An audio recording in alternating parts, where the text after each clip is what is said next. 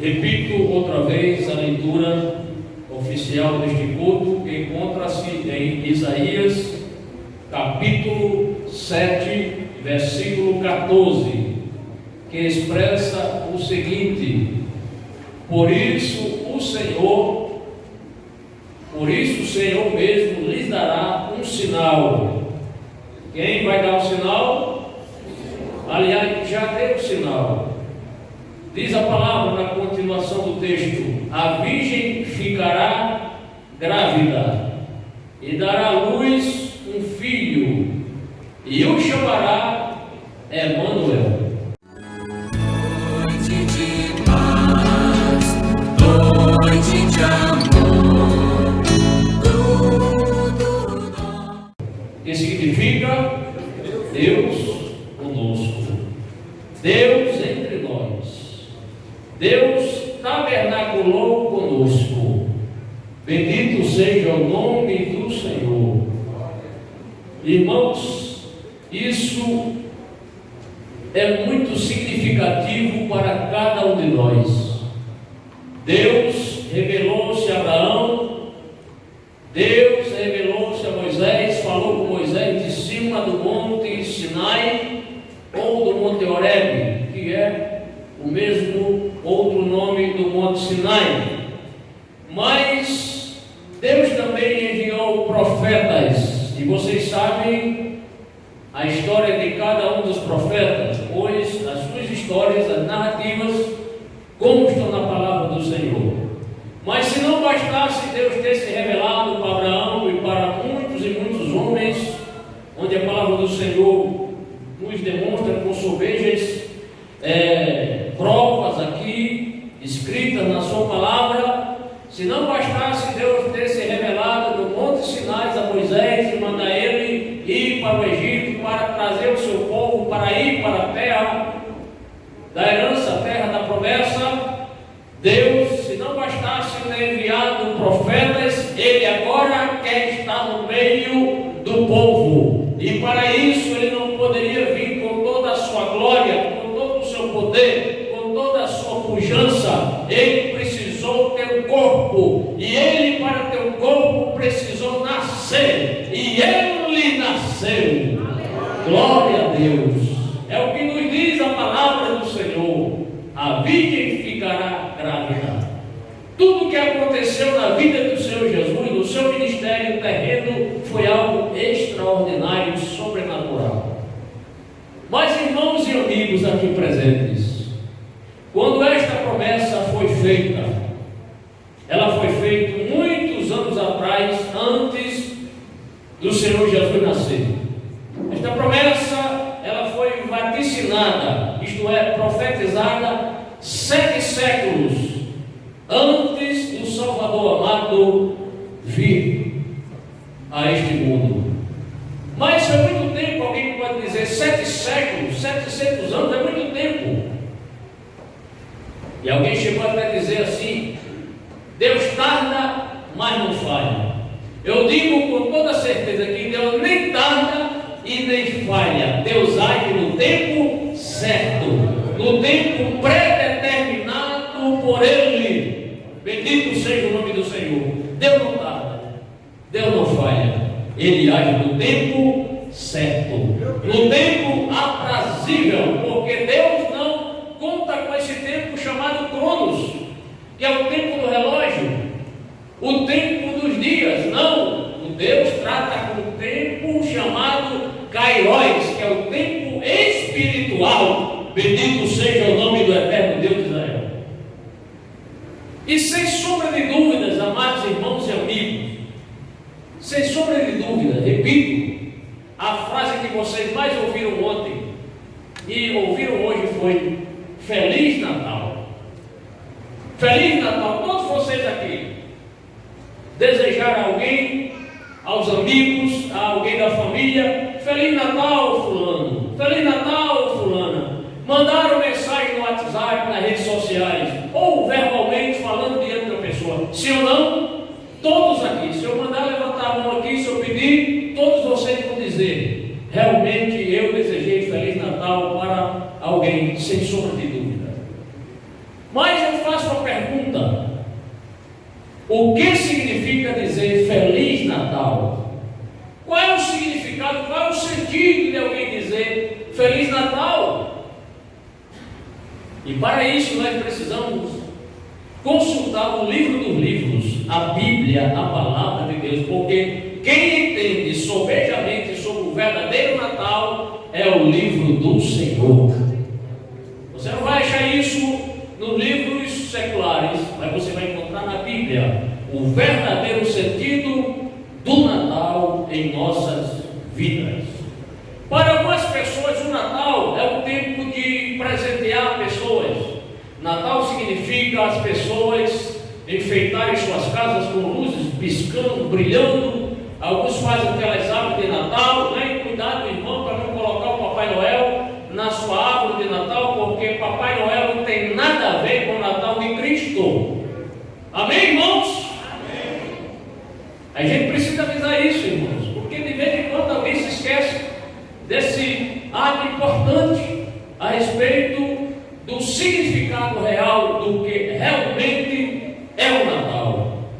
Bendito seja o nome do Senhor. Porém, a Bíblia, ela vai muito além deste significado do Natal. Vamos prosseguir, amados, ensinando aqui a igreja do Senhor, aos nossos amigos, o que realmente significa o verdadeiro Natal. Quando falamos sobre o verdadeiro Natal, ou sobre o significado do Natal, eu dou o tema para esta mensagem de hoje. O tema é o verdadeiro significado do Natal. Você pode repetir qual é o tema? Verdadeiro significado do Natal. Crianças, qual é o tema? Verdadeiro significado do Natal. Mocidade, qual é o tema? Verdadeiro significado do Natal. Obreiros, por favor, repita qual é o tema? O verdadeiro significado do Natal. Somente as senhoras, qual é o tema? O verdadeiro significado do Natal. Os demais irmãos, que não são obreiros, mas são crentes em Cristo, qual é o tema, amados? O verdadeiro significado do Natal. Sabe qual é o verdadeiro significado do Natal? É que Jesus nasceu. Oh, glória a Deus! Este é o verdadeiro significado do Natal. Aliás, você sabe por que a nossa capital chama-se Natal? É porque Natal foi fundado no dia 25 de dezembro. Bendito seja o nome do Senhor, dia de Natal. Então, nós só temos a nossa capital, o nome de Natal, porque Jesus nasceu. Glória seja dado o nome do Senhor. Ele teve que nascer. Ele precisou entrar no mundo a partir do nascimento. Foi isso que nós lemos no Isaías 7,14. Eis que a Virgem conceberá e dará à luz um filho. E qual é o nome dele? Emanuel, que significa Deus conosco. Mas, amados irmãos, há uma profecia também.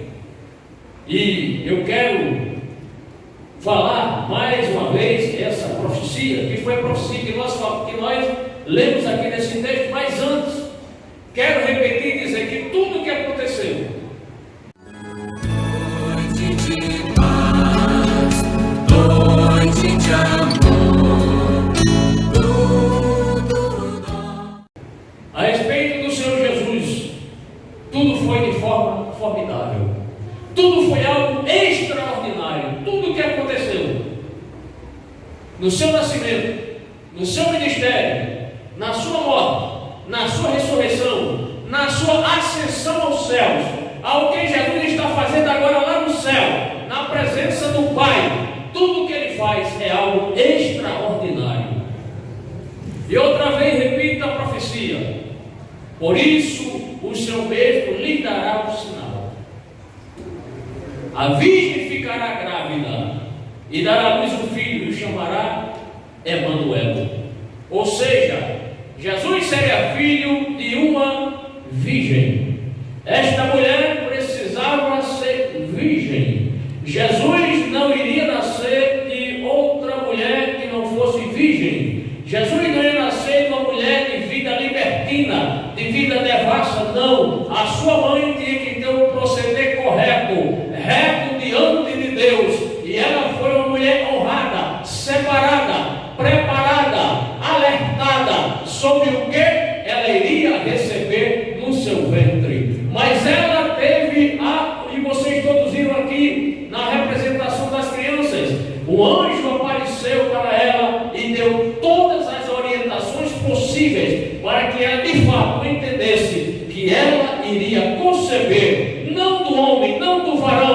mas por obra e graça do Espírito Santo. E isso de fato aconteceu.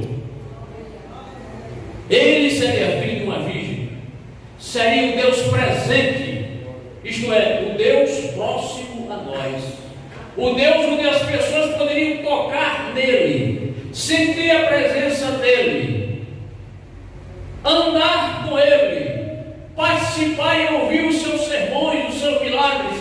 Jesus é verdadeiramente o Emanuel. Jesus de fato é o Messias, porque ele viveu conforme a vontade do Senhor.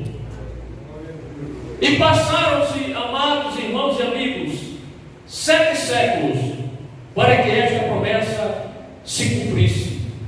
E ela cumpriu-se segundo o tempo e o propósito divino do nosso grande Deus. Paulo, o grande apóstolo dos gentios, escreveu várias cartas, e numa dessas cartas, a carta à igreja da Galácia, ou carta aos Gálatas, ele escreveu da seguinte forma: mas quando chegou a plenitude do tempo, o caróis de Deus, o tempo profético, o tempo divino, o tempo espiritual, o texto diz: mas quando chegou a plenitude do tempo, Deus enviou o seu filho, nascido de mulher, nascido debaixo da lei. Foi na plenitude dos tempos, foi no tempo aprazível que Jesus nasceu. Não foi no plano B de Deus, não, ele nasceu no plano divino, de acordo com a vontade divina, nem um dia mais, nem um dia menos. Ele nasceu na plenitude do tempo, porque Deus não erra cálculo de tempo. Ele veio, ele nasceu. E quando nós analisamos, avaliamos, meditamos, estudamos a palavra do Senhor, nós vimos que Jesus, ele teve uma vida humilde. Noite de paz, noite de amor, tudo. Uma vida de humilhação, podemos até dizer. Ele nasceu, mas ele não nasceu num quarto de um palácio. Ele não teve um berço, e bem que ele merecia ter nascido num palácio, num quarto muito bem preparado. Ele merecia um berço de ouro. Mas, irmãos, quando nós lemos a palavra do Senhor, nós reconhecemos que ele nasceu numa humilde estrebaria. Jesus, quando ele nasceu, ele estava entre os animais, um ambiente não propício para que uma mulher desse à luz um filho, o seu filho estivesse naquela condição, uma manjedoura. Jesus nasceu na estrebaria e foi colocado numa manjedoura. Uma manjedoura nada mais, nada menos é do que um coxo onde se colocavam alimentos para os animais, para bezerro, para a vaca, para o boi, aqueles para as ovelhas que estavam certamente ali, animais. E Maria e José, não tendo outra alternativa, o que eles fizeram? Improvisaram aquele berço usando uma manjedoura, e ali o Salvador do mundo foi colocado. Bendito seja o nome eterno do nosso Senhor. Um lugar para se colocar ração, um local para se colocar forragem, um local para se colocar capim para os animais se alimentarem. Foi neste lugar, nessa humilde manjedoura, que o nosso Salvador querido e amado foi colocado para a glória de Deus Pai. Uma manjedoura ou uma estrebaria era um local fétido, era um local onde mal cheiroso. O que tinha ali? Urina de animal, dejetos dos animais. Foi nesse local que o nosso Salvador querido e amado nasceu.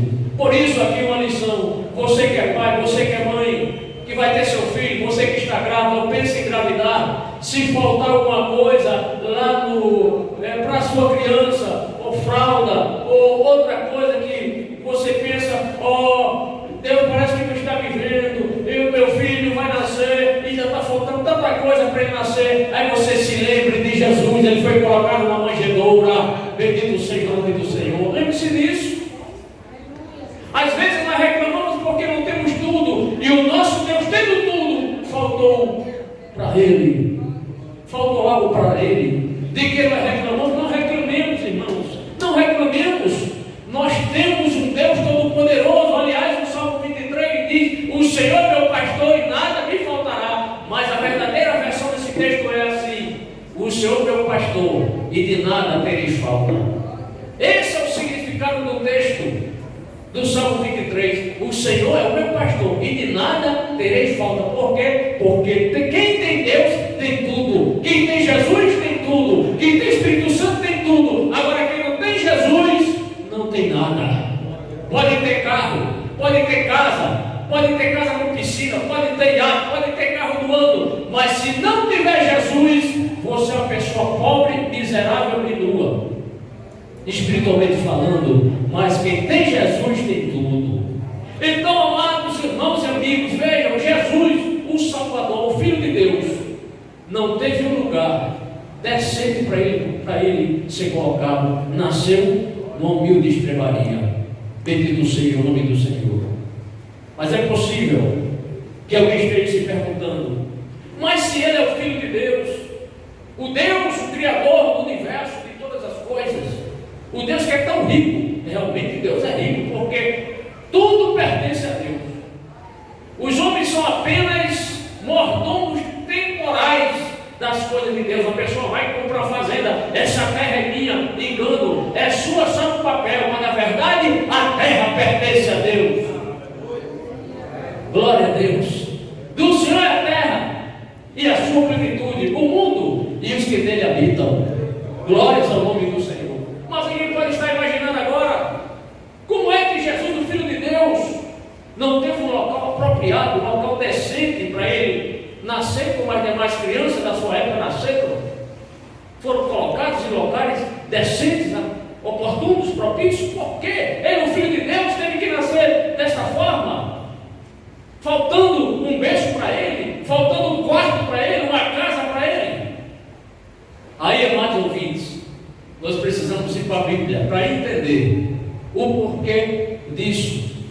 Nós podemos aqui trazer duas respostas para esse questionamento. Qual foi o questionamento? Foi: por que Jesus teve que nascer dessa forma?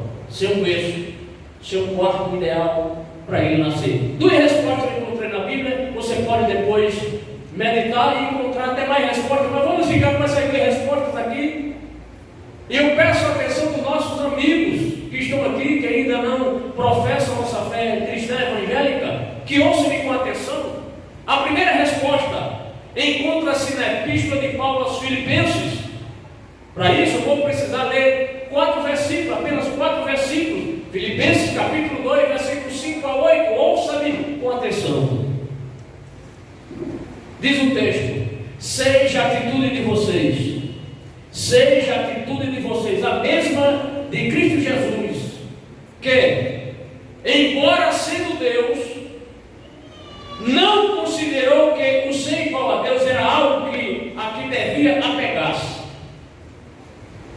mas esvaziou-se a si mesmo, esvaziou-se, tirou a sua glória, o seu poder, mas esvaziou-se a si mesmo, vindo a ser servo. Imagine Deus tomar a forma humana, abaixar-se para lavar os pés dos discípulos. Quem lavava os pés eram os servos. Quando chegava uma pessoa na sua residência, na sua casa, a primeira coisa que você deveria fazer era saudar a pessoa com um beijo chamado ósculo. Os judeus faziam isso, saudavam seus irmãos, dando um beijo no rosto, um beijo respeitoso. Depois a pessoa se acertava e ele chamava um servo para lavar os pés. Imagine Deus lavando os pés de seres humanos. Mas por quê? Porque a Bíblia diz: esvaziou-se a si mesmo, vindo a ser servo, tornando-se semelhante aos E o texto prossegue e diz: e sendo encontrado em forma humana, humilhou-se a si mesmo, e foi obediente até a morte, e morte de cruz. Temos lido Filipenses capítulo 2, versos 5 e 8. Então, esta é a primeira resposta, porque Jesus não teve um berço ideal, um quarto ideal para ele nascer, porque ele esvaziou-se a si mesmo, vindo a ser servo, humilhou-se a si mesmo. Inclusive, há quem pense que Jesus, ele só passou a ser uma pessoa humilde a partir do seu ministério. Não, Jesus, ele foi humilde desde o seu nascimento. É só olhar para o texto que nós acabamos de ler. Mas ainda temos a segunda resposta, para justificar porque ele nasceu num berço, ou melhor, foi colocado numa manjedoura, num coxo. Essa resposta, amados amigos, podemos encontrá-la no texto de Lucas capítulo 2, versículo 7, que diz assim expressamente: e ela deu à luz o seu primogênito. Isso é muito importante nós entendermos isso. Notem que o texto diz: e ela deu à luz o seu primogênito. Isso significa o quê?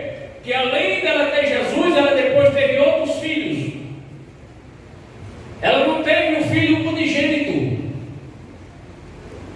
Filho unigênito é quando o casal só tem um. Aí diz: é meu filho unigênito, só tem ele. Quando diz primogênito, é porque existe o mais velho, existe o do meio, existe o mais novo, o caçula. Se alguém disser que Maria só teve Jesus, não teve outros filhos, isso aí está errado. E a Bíblia mostra que Jesus teve outros filhos. Que Maria teve outros filhos. E ela deu à luz o seu primogênito, envolvido em panos, e o colocou numa manjedoura, porque não havia lugar para ele na hospedaria. Eles saíram lá de Nazaré, na Alta Galileia, vão em direção a Belém. Maria certamente grávida, claro, estava grávida, próximos ali já ao dia dela dar luz, e certamente devido à distância, que era uma distância bastante longa para uma mulher fazer em lombo de um jumento, eles chegaram ali, parece que quando chegaram, tudo já estava abarrotado de pessoas, tudo alugado, hospedarias alugadas, hotéis alugados, tudo não havia mais lugar. E eles chegam, mas chegaram, parece que atrasados. E quando bateram a porta lá do hospedeiro, eles disseram: não tem mais lugar. Infelizmente, não tem mais lugar para acomodá-los. O texto diz que por isso que é justificado porque Maria e José foram para a estrebaria, porque o texto diz: porque não havia lugar para eles na hospedaria. Então foi a falta de acomodações que forçou essa situação. Isso não nos comove, irmãos e amigos? Isso lhe comove? Mas deixe-me dizer uma coisa: infelizmente, muitos hoje estão negando pousada para Jesus em seus corações. Não há espaço para Jesus habitar nos corações. Jesus quer habitar, mas alguém diz: não tem mais lugar para Jesus. Não há lugar para Ele. Infelizmente, Ele chegou tarde. Eu já tenho algo que preenche o meu vazio. E muitas vezes, é certo eu dizer isso, as pessoas, ao invés de aceitar Jesus e hospedarem Jesus em seus corações, hospedam o pecado, se deleitam no pecado, envolvem-se com o pecado, e aí não tem espaço para o Senhor Jesus, porque a pessoa preenche o seu vazio através do pecado. Usam muitas vezes as drogas como um paliativo para ver se a sua alma sente algum prazer. Procuram através dos jogos ilícitos e tudo mais da prostituição, do adultério, da fornicação, enfim, de toda espécie de pecado.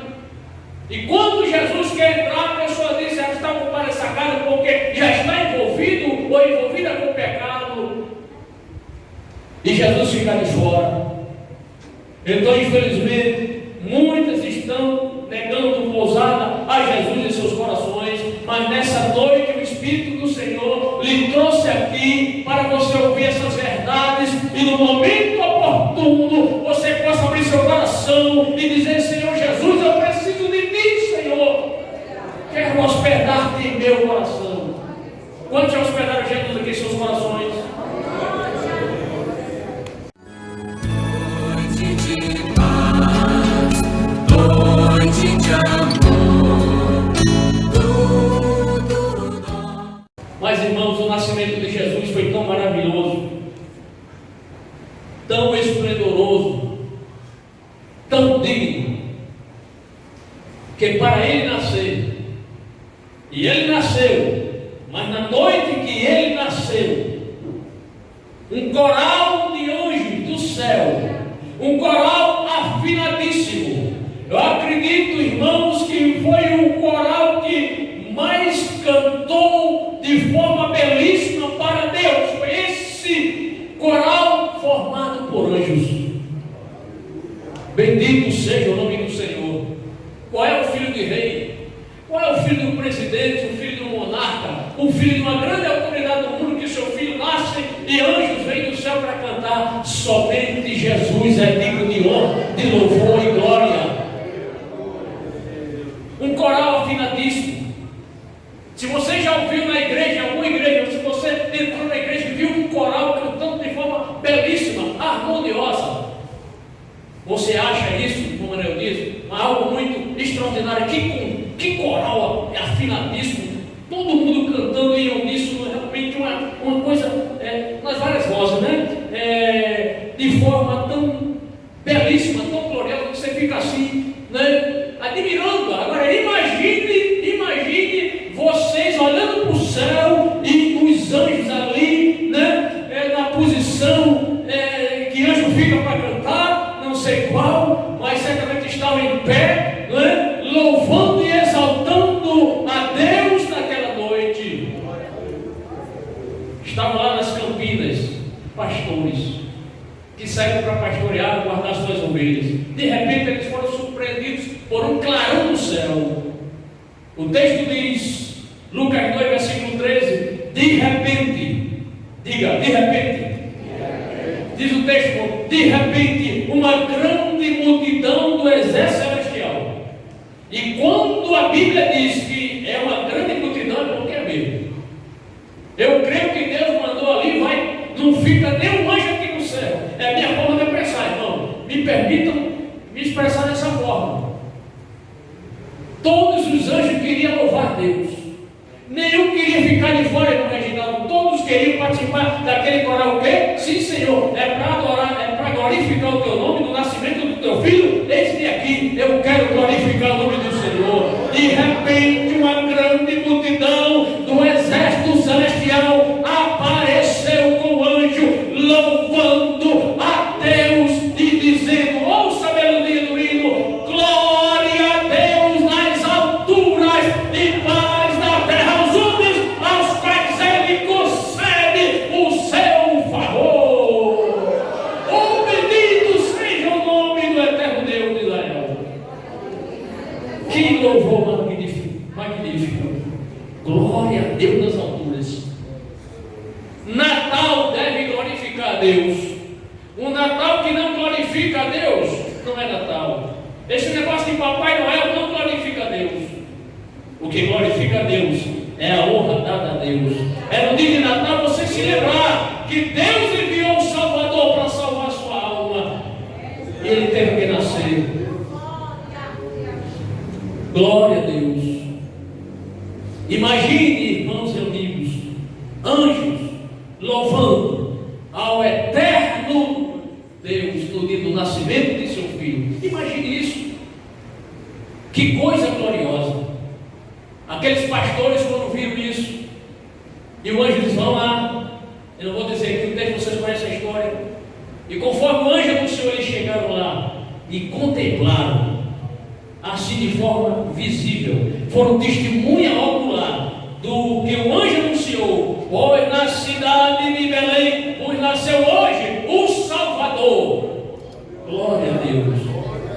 Qual é o sinal? E o anjo é tão bom, o anjo de Deus é tão bom, que então o sinal é fácil. Eu vou dar a dica. Vocês vão chegar lá numa estrebaria e vão encontrar uma criança de volta em quando, irmão. Estrebaria era lugar para bezerro, lugar para ovelha, carneiro, essas coisas. Mas quem estava lá? O Salvador da sua alma. Glória a Deus, bendito seja o nome do Senhor. Eu pergunto: Jesus já nasceu em seu coração? Quantos aqui já tiveram Jesus? Quantos aqui já tiveram Jesus nascido em seus corações? Quantos? Glória a Deus, bendito seja o nome do Senhor. Jesus já nasceu em seu coração? Agora me escute com mais atenção ainda. Se a sua resposta for afirmativa, sim, nasceu, então permaneça nele 365 dias no ano. Se Jesus de fato nasceu em seu coração, permaneça crendo nele 365 anos e no ano de 366. Agora, se a sua resposta for negativa, lembre-se do que Jesus nos disse em Apocalipse, capítulo 3, versículo 20. É um texto conhecido. Se Jesus não nasceu em seu coração, ele quer nascer. Jesus quer nascer no coração de alguém nesta noite. Amém, igreja? Vou repetir: Jesus quer nascer no coração de alguém esta noite. Ele diz em Apocalipse capítulo 3, versículo 20: eis que estou à porta e bato. Quem está na porta? Quem está na porta? Jesus. E ele está batendo em que porta? É a porta da casa? Lá na sua rua, é isso? O sentido do texto não é esse. O sentido do texto é que ele está batendo na porta do teu coração. Eis que estou à porta e bato. Se alguém me atender, se alguém ouvir a minha voz e abrir a porta, pois não, Jesus, entre no meu coração, o que vai acontecer? Ele diz: eu entrarei, aleluia, e serei com ele comigo. Isto é, se eu entrar, eu vou transformar a vida dele, ele vai ter comunhão comigo. É isso que Jesus está dizendo. A comunhão que o mundo não lhe deu, a alegria que o time de futebol não deu, que a seleção brasileira não deu ao brasileiro esse ano. Muita gente ficou frustrada porque o Brasil não foi campeão. Eu não estou nem aí. Sabe por quê? Porque, irmãos, alegrai-vos, porque Jesus disse: alegrai-vos, porque o vosso nome está escrito no livro da vida. Os discípulos saíram, receberam autoridade e poder, vão curar os enfermos, expulsar demônio. Jesus comissionou eles, aí eles voltaram: Senhor, no teu nome os demônios vão embora. Senhor, em teu nome fizemos muitas proezas, curamos muitas pessoas. Os discípulos estavam felizes, alegres. Aí Jesus disse: vocês estão alegres por isso? Vocês estão alegres por isso? Alegrai-vos, porque o nome de vocês está escrito no livro da vida. Ou seja, o teu nome está no céu. Glória a Deus. Imagina aí, irmão, seu nome pode estar no cartório, não é? Seu registro de casamento, nascimento, mas isso aí é terreno. Agora Jesus disse: alegrai-vos, porque o vosso nome está escrito no céu. Glória a Deus. No céu, pastor. E lá no céu tem registro da vida da gente? Tem. Inclusive o nosso nome. E que não foi encontrado no livro da vida do Cordeiro vai ser lançado no lago de fogo e enxofre. Eita, Jesus. Você não quer ir para lá. Nem o seu humano quer ir para lá. Mas só vai para lá quem rejeita o Filho, quem rejeita Jesus, quem não responde, quem não abre a porta do coração para Ele, vai para lá. Não é Deus que coloca o homem lá, é você que escolheu, fez uma péssima, ruim escolha. Você não quis Jesus. O homem não vai para o céu porque não quer, porque Jesus já disse qual é a solução. Eu sou o caminho, eu sou a verdade, eu sou a vida. Eu sou o caminho que vai levar você ao céu, levar a Deus. Eu sou a verdade, ou seja, a minha palavra, o que eu ensinei, o que eu preguei é a verdade. Confúcio não é a verdade, Maomé não é a verdade, Buda não é a verdade. Eles mandaram procurar a verdade. Eu não sou a verdade, mas Jesus disse: eu sou o caminho, eu sou a verdade, eu sou a vida. Ninguém vai ao Pai se não for por mim. Não adianta rogar a Maria, rogue a Maria que o filho atende, peça a mãe que o filho atende. Isso é conversa, isso é heresia puríssima. Toda a autoridade foi dada a Jesus nos céus e na terra. O homem só vai para o céu se ele confessar Jesus, isto é, abrir a porta do coração e dizer: Jesus, eu sou um pecador miserável, eu sou ruim, mas eu sei que o Senhor dá jeito, a gente é ruim. E Ele dá mesmo. Está certo que de vez em quando a gente desobedece a Deus, transgredimos, falhamos, desobedecemos a Deus, entristecemos o Espírito Santo, mas Deus é tão bom, tão rico em misericórdia, que a gente, quando peca: Senhor, tem misericórdia de mim, Senhor, me perdoa. E quando é de coração, aí o Pai diz: está certo, Jesus vai interceder por você, é Deus, aí você é perdoado, aí você sente perdão. Se eu não, sente o perdão. Agora, coitada da pessoa que perde uma oportunidade de abrir o coração para Jesus, ele diz: eis que estou à porta e bato. Se alguém abrir, se alguém ouvir minha voz e abrir a porta, eu entrarei. É promessa dele. Cearei com ele e ele comigo. Se a sua resposta for negativa, lembre-se que Jesus disse: eis que estou à porta e bato. Se alguém ouvir a minha voz e abrir a porta, eu entrarei, cearei com ele e ele comigo. E para concluir esta mensagem, Noite de paz, noite de amor, tudo dá. quero aqui fazer um paralelo, uma comparação. Me permitam vocês fazer essa comparação. O seu coração, quem tem coração aí? Todos nós, né, irmão? Glória a Deus. Os corações mais duros, outro médio, outro mole, né? Todos nós temos coração, graças a Deus. Não é verdade? Mas eu quero fazer aqui um comparativo. Quero fazer aqui um paralelo. O seu coração, o nosso coração, ele pode ser representado ou por uma manjedoura, contendo duas opções. O nosso coração, entenda bem, eu disse que ia fazer aqui um paralelo com a palavra. Jesus, quando ele nasceu, foi colocado numa manjedoura, num coxo. O nosso coração é representado nesse texto por uma manjedoura também, contendo apenas duas opções. A primeira opção: ou você permite Jesus habitar em seu coração, ou você permite Jesus habitar em seu coração. Na segunda opção, ou seu coração ficará apenas para servir de hóspede, de comida, de animais, isto é, o pecado. Ou você tem Jesus para lhe ajudar, para lhe abençoar, para lhe perdoar, ou então o seu coração vai ser hóspede do pecado. Hóspede do pecado. Comida para animal. Espiritualmente falando, qual será a sua opção? Porém, irmãos e amigos, faça o seguinte: dê o maior presente para a sua própria alma. Você pode dar o maior presente, Deus já deu, seu filho. O que falta é você se apropriar, pegar, segurar a salvação, a bênção que Ele deu, que é a bênção da salvação para o ser humano. Você precisa apenas se apropriar. Então, dê um presente nesse Natal à sua alma.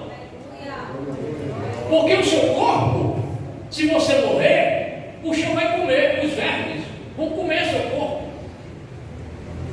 Seus ossos, sua pele, seus cabelos, seus dentes, com o passar dos anos, mas a sua alma, a sua alma, ela tem dois destinos: com Deus ou sem Deus, na presença de Deus ou na presença de Satanás, o adversário de Deus, no céu, na presença dos santos, da igreja do Senhor, da igreja do Cordeiro, ou então um lugar terrível para o ser humano estar lá, o lago de fogo e enxofre. Isso está no Apocalipse, leia no Apocalipse capítulo 20, capítulo 21. Você tem Bíblia, leia a palavra do Senhor e veja. Satanás, ele já foi sentenciado, ele já sabe para onde vai, irmão Gibson.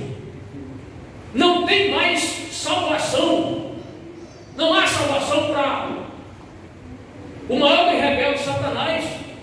Não há arrependimento da parte dele, ele nunca arrependeu-se quando se rebelou contra o Senhor.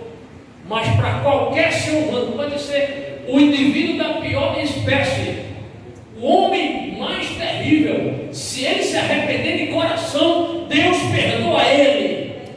Talvez nós, seres humanos, não consigamos entender esse perdão. Como é que Deus perdoa um marginal desse, um assassino desse? Como? Aí a gente vai para João 3,16, porque Deus amou o mundo de tal maneira. Essa tal maneira é uma maneira que não dá para nós avaliarmos. Ele ama tanto o pecador que ele deu o seu filho para morrer no nosso lugar, irmãos.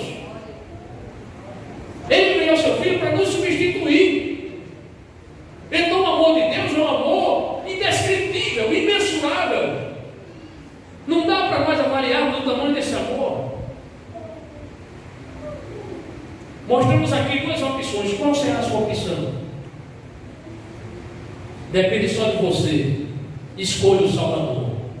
Se você tomar agora essa decisão, então poderá gritar a plenos pulmões, encha seu peito e diga assim: o verdadeiro significado do Natal agora eu entendo, é Jesus na minha vida que me perdoou.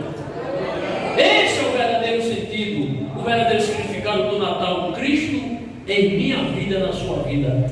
Eu faço agora uma última pergunta: qual é a pessoa nessa noite que crê neste Salvador amado, prometido, que chegou aqui na terra de humilhação, não teve um local decente para ele ser colocado, um berço, não teve nem um berço, por mais simples que fosse, usaram uma manjedoura, um coxo para ele colocar, porque ele veio em humilhação, ele despojou-se, esvaziou-se da sua glória, humilhou-se a ponto de ser morto em cruz. E assim aconteceu, mas Ele está oferecendo a você a oportunidade de você ter um Natal feliz.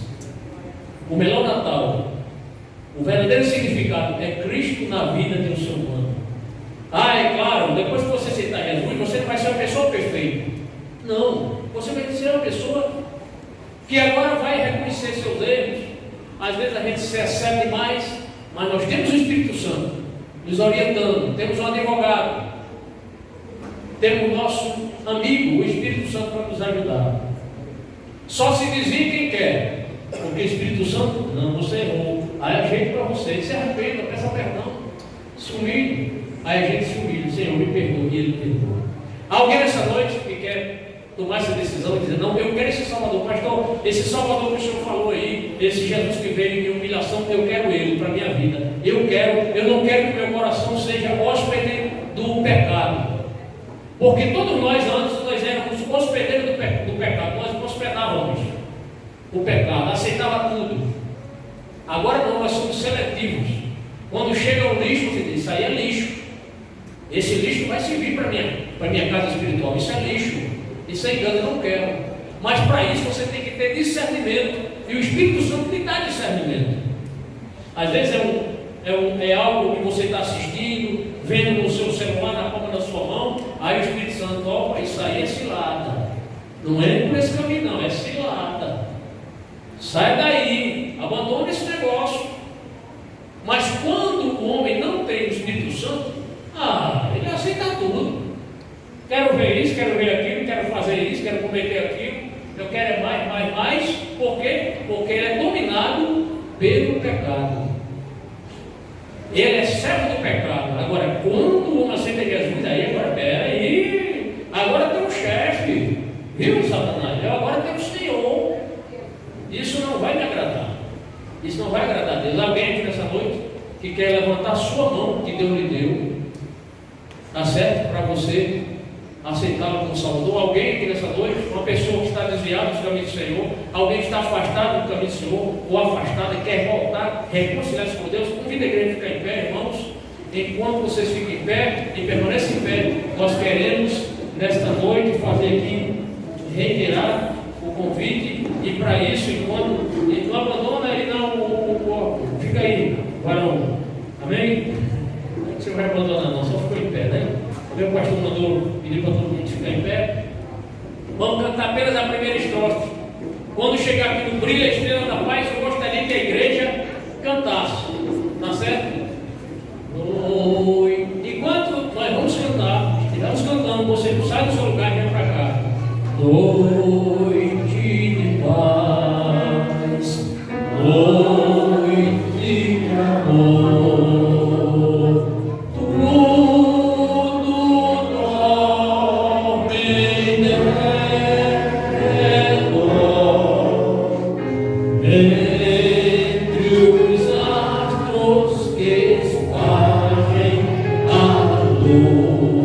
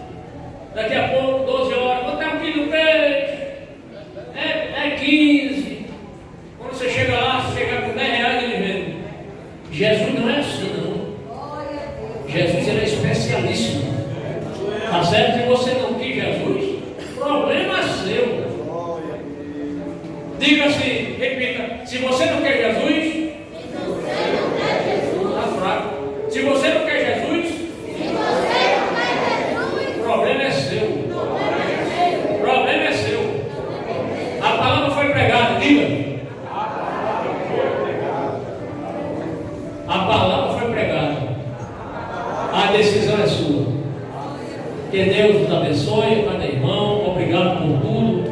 Aos nossos queridos visitantes, A igreja sempre estará de coração e portas abertas para receber cada um de vocês.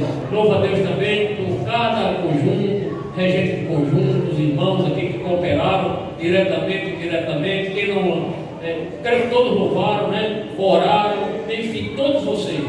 Leve Jesus no coração de vocês. Natal deve acontecer todos os dias. Apesar dos nossos problemas, Jesus ele está presente em nossa vida. Tá certo?